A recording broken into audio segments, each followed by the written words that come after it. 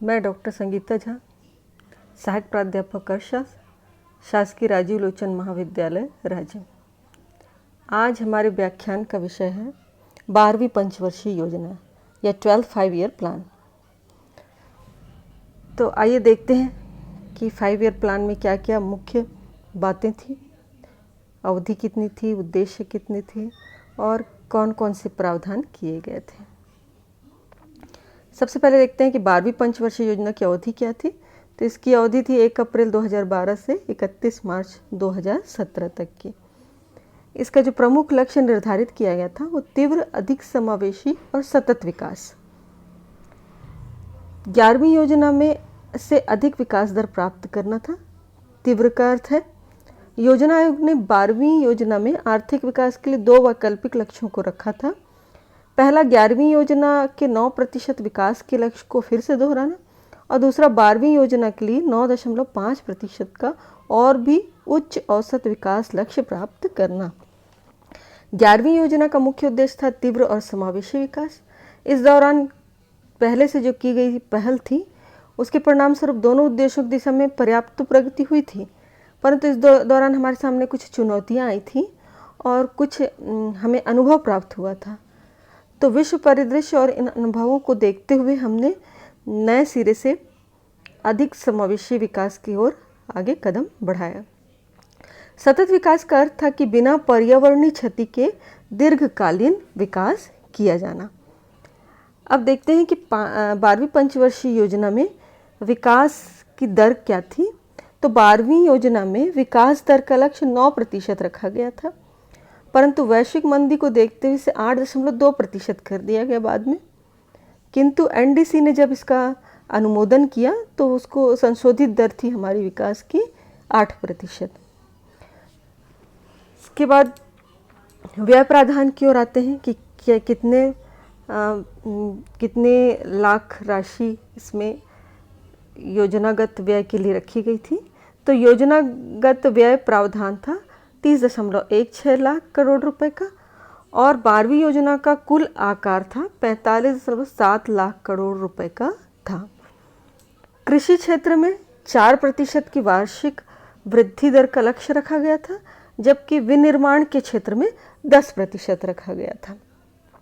अब देखते हैं कि सर्वाधिक व्यय कौन कौन से क्षेत्रों में था। तो सबसे ज़्यादा था सामाजिक सेवाओं में, ये था 34.7%।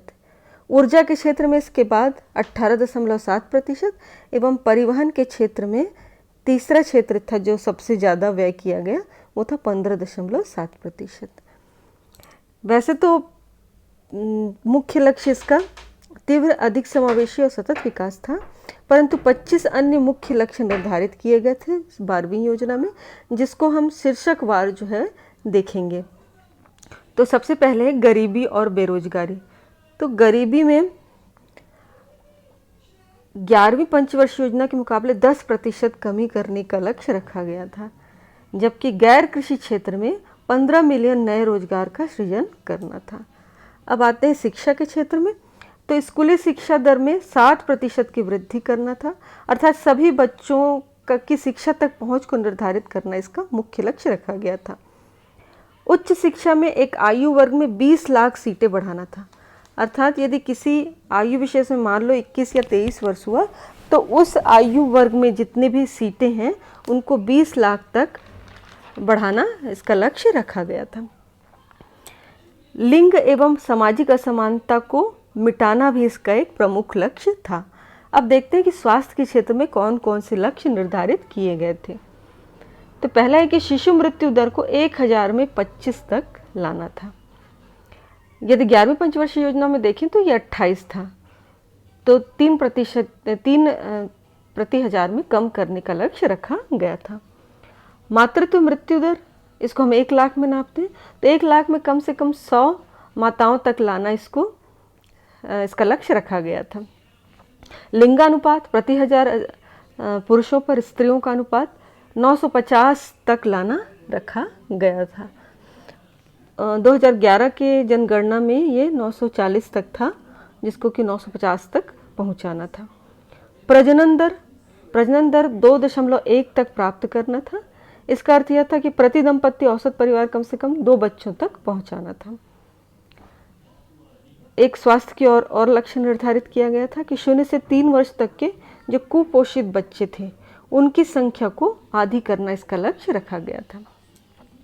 पर्यावरण को भी इस पंचवर्षीय योजना में स्थान दिया गया था कि हरित आवरण अर्थात वन के क्षेत्र में वृद्धि करना, वो भी प्रतिवर्ष 1 लाख मिलियन हेक्टेयर तक वृद्धि करना इसका लक्ष्य रखा गया था। CO2 कार्बन डाइऑक्साइड का उत्सर्जन 2020 तक 20 से 25% तक कम करना इस योजना का प्रमुख लक्ष्य था। अब आते हैं सेवा प्रदाय की ओर।